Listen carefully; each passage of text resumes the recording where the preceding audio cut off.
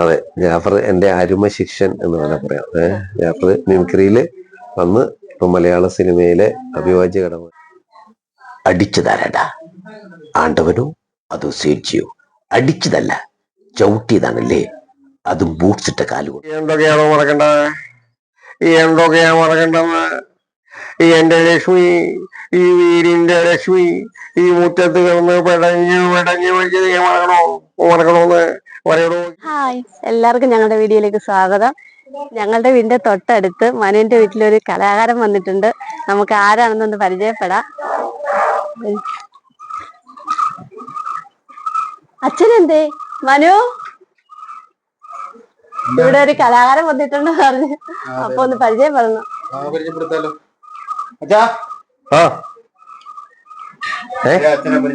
പരിചയപ്പെടാൻ വേണ്ടി വന്നാ. ഹായ്, നമസ്കാരം.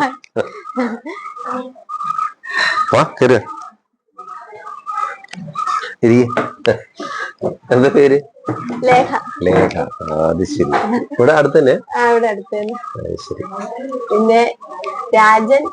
രാജൻ ഇരിക്കും.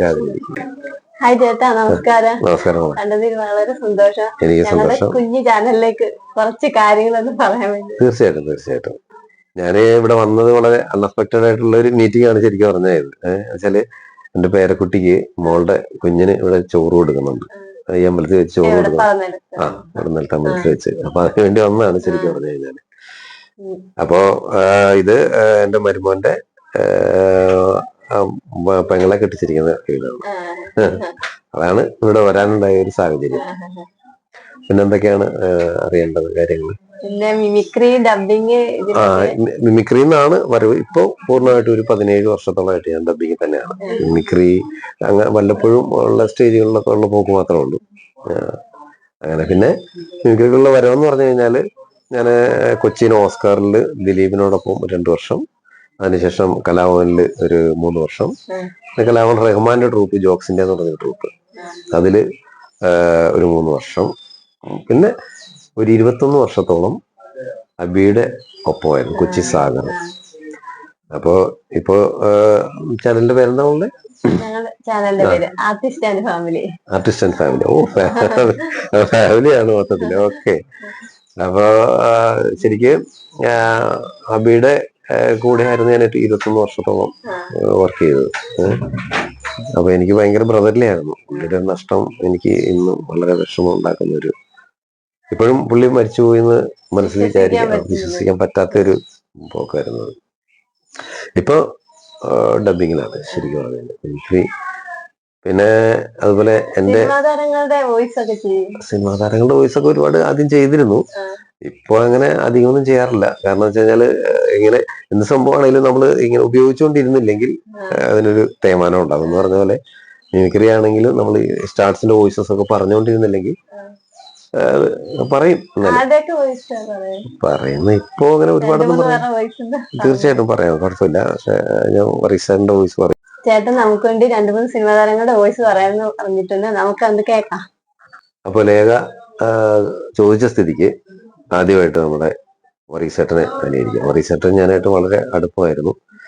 പുള്ളി നമ്മളെ വിട്ടുപിരിഞ്ഞു പോയി. അപ്പൊ വറീസേട്ടന്റെ ശബ്ദം അനുകരിക്കും. അടിച്ചു തരടാ ആണ്ടവനോ അതോ സേഡ്ജിയോ? അടിച്ചതല്ല, ചവിട്ടിയതാണല്ലേ, അതും ബൂട്ട്സ് ഇട്ട കാലുകൊണ്ട്. ആണ്ടവൻ, ഇത് നിന്റെ കോയമ്പത്തൂരിലെ മായാണ്ടിക്കൊപ്പമല്ല, കൊച്ചിയാണ് കൊച്ചി, വിശ്വനാഥന്റെ കൊച്ചി. ഓർമ്മയിലിരിക്കട്ടെ. അല്ലടച്ച കൊച്ചി. ഈ അടുത്ത് വേണം അല്ലേ? അപ്പൊ ഇനി നമുക്ക് ഗോഡ് ഫാദറിലെ അഞ്ഞൂറാനെ എല്ലാവർക്കും അറിയാം, ഇഷ്ടമാണല്ലോ അല്ലേ? അപ്പൊ നമുക്ക് എന്നുള്ള സാറിന് ഇരിക്കാം. എന്തൊക്കെയാണോ മറക്കണ്ടത്? എന്തൊക്കെയാ മറക്കണ്ടെന്ന്? എന്റെ ലക്ഷ്മി, ഈ വീടിന്റെ ലക്ഷ്മി, ഈ മുറ്റത്ത് കിടന്ന് പെടഞ്ഞു മരിച്ചത് ഞാൻ മറക്കണോന്ന് പറയണോ? നോക്കിയില്ലേ, ഇവൻ പറഞ്ഞത് സത്യമാണെങ്കിൽ എനിക്ക് 3 മക്കളെ ഉള്ളൂ.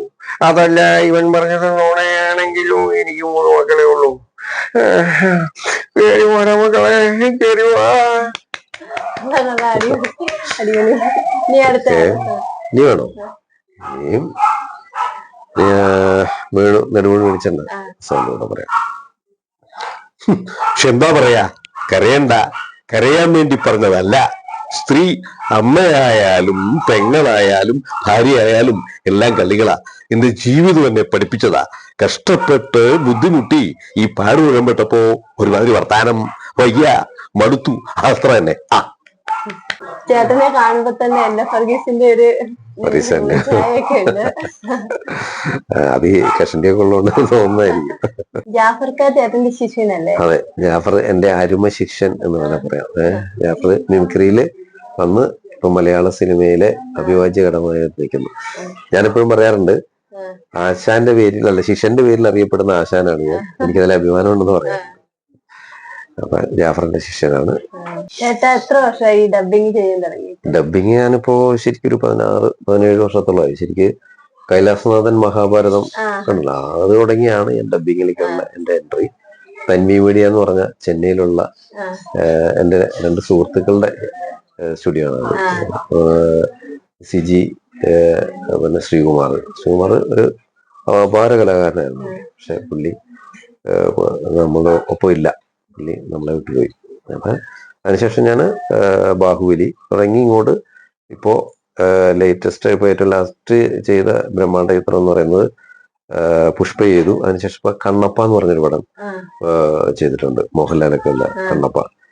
അപ്പൊ അങ്ങനെ എത്തി നിൽക്കുന്ന ഡബിങ്ങിന്റെ കാര്യങ്ങൾ. ഇപ്പോഴും സ്റ്റേജ് പ്രോഗ്രാം ചെയ്യുന്നുണ്ടോ? സ്റ്റേജ് പ്രോഗ്രാം ഇപ്പോ ഡബിങ്ങിലേക്ക് പറഞ്ഞതിന് ശേഷം അധികം അങ്ങനെ സ്റ്റേജ് ചെയ്യാറില്ല. എന്നാലും ഞാൻ ഇടയ്ക്ക് കലാഭവൻ ജയന്റെ കൂടെ പ്രോഗ്രാമിന് പോകാറുണ്ട്. സ്റ്റേജ് നമുക്ക് ഒരിക്കലും മറക്കാൻ പറ്റാത്ത ഒരനുഭവമാണ്. കാരണം വെച്ചാൽ സ്റ്റേജിൽ എന്ന് പറഞ്ഞാൽ നമുക്ക് ഒരു സ്റ്റാറിനെ അവതരിപ്പിച്ചാൽ ഓൺ ദി സ്പോട്ടിൽ അതിന്റെ റെസ്പോൺസിബിലിറ്റി ആണ്. അപ്പൊ അതൊരു ഭയങ്കര സംഭവമാണ്. സ്റ്റേജ് ഒരിക്കലും മറക്കാൻ പറ്റാത്ത ഒരു സംഭവമാണ്.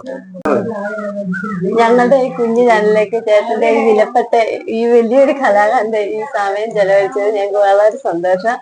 അതിലേറെ സന്തോഷമുണ്ട് എനിക്ക്. അപ്പൊ നിങ്ങളുടെ ഈ ആർട്ടിസ്റ്റ് ആൻഡ് ഫാമിലി ഈ ചാനല് നാൾക്ക് നാൾ ഉയർച്ചയിലേക്ക് പോട്ടെ എന്ന് ഞാൻ പ്രാർത്ഥിക്കുന്നു. ഒരുപാട് സന്തോഷം.